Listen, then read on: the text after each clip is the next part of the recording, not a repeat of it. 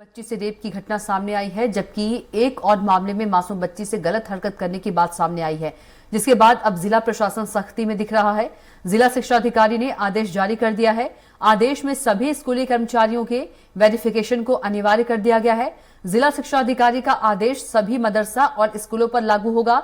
स्कूलों और मदरसों में केयर टेकर, सफाई कर्मी, कंप्यूटर ऑपरेटर समेत दूसरे स्टाफ का पुलिस वेरिफिकेशन किया जाएगा।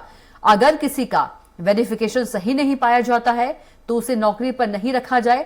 शिक्षाविदों और टीचर्स का मानना है कि स्टाफ का पुलिस वेरिफिकेशन होने से मदरसा और स्कूलों में पढ़ने वाले बच्चों को सुरक्षित माहौल मिल सकेगा।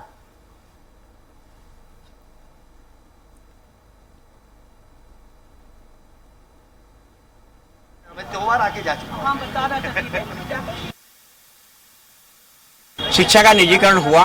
निजीकरण के साथ लोग ये कहते हैं कि शिक्षा का स्तर भी बढ़ा, लेकिन शिक्षा के स्तर के बढ़ने के साथ साथ नैतिकता जो कि पहली आवश्यकता है उसको बढ़ाने का सरकारों ने ध्यान नहीं दिया। उसका एक बहुत बड़ा परिणाम आज हमको भोगने पड़ रहा है और हो सकता है आने वाले कल में और भी ज्यादा इसके दुष्परिणाम देखने को मिले। आज हमने बच्चों को अंकों से जोड़कर इस प्रकार का पाठ्यक्रम और सिलेबस बना दिया कि वो सरकारों के लिए तो मददगार बने, लेकिन उसकी नैतिकता नहीं बढ़े, तो ये निश्चित रूप से कहने की दिक्कत है। दूसरा, पेरेंट टीचर डे मनता है, लेकिन मुझे लगता है वो एक पार्टी है, हर्षोल्लास का रूप विषय होता है। तो प्राइमरी शिक्षा में इस प्रकार की बात सोचने से पहले ही लोगों को देख लेना था कि परिणाम कहीं ना कहीं आएंगे। जब पहला परिणाम आज से 3-4 साल पहले एक आया था, इंदौर की एक घटना हुई थी, आप सबको पता होगा, उस घटना के बाद ही कर देना था।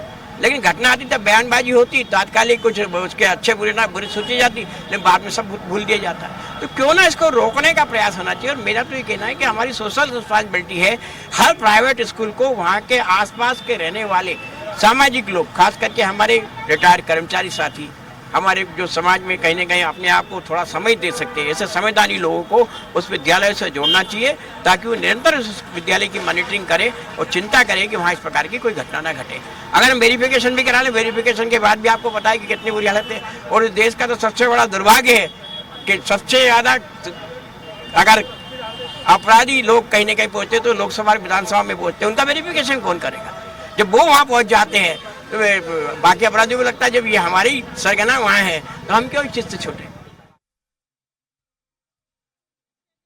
नीचे स्तर के जो कर्मचारी हैं उनका वेरिफिकेशन अगर होना है तो मेरी दृष्टि से तो सभी का वेरिफिकेशन करा लीजिए।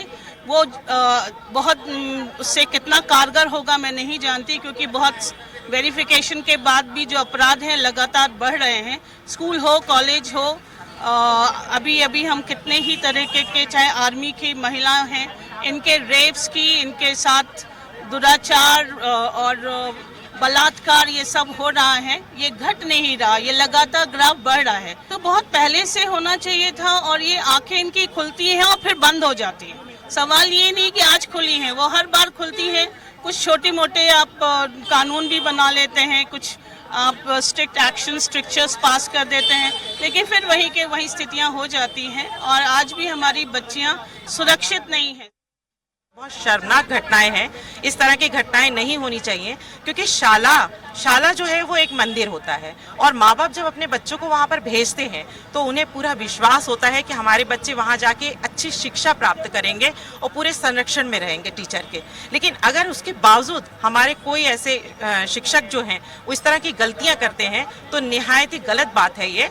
और इसमें कहीं ना कहीं कारण ये है शिक्षकों की गंदी सोच हो सकती है, या फिर वहाँ का कोई ऐसा वातावरण है जिसकी वजह से वो इस तरह के कार्यों को कर रहे हैं। लेकिन मैं इसकी जो है बहुत ही निंदा करूंगी और मैं नहीं चाहूंगी कि इस तरह की कोई भी घटना आगे से किसी भी शाला में हो, क्योंकि